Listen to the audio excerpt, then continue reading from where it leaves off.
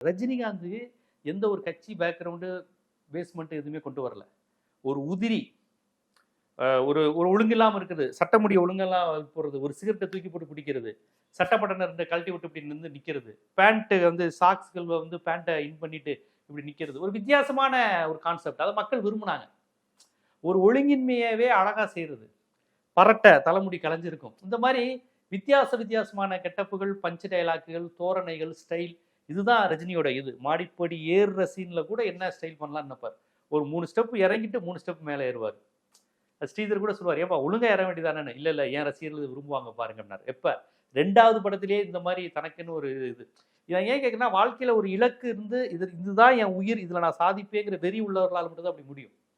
வெறுமனே வந்து எஜமான் படத்துல இப்படி துண்டு அப்படி போடல, முத்து படத்துல இப்படி துண்டு அப்படி சுத்தி போடல, ஏன் வழி தனி வழின்னு படையப்பால டயலாக் பேசல. அவர் முதல் படத்துல இருந்தே படையப்பால தன்னை எவ்வளவு ஸ்டைலா நடிச்சாரோ அதே மாதிரிதான் முதல் படத்துல இருந்தே அவர் நடிச்சிருக்காரு.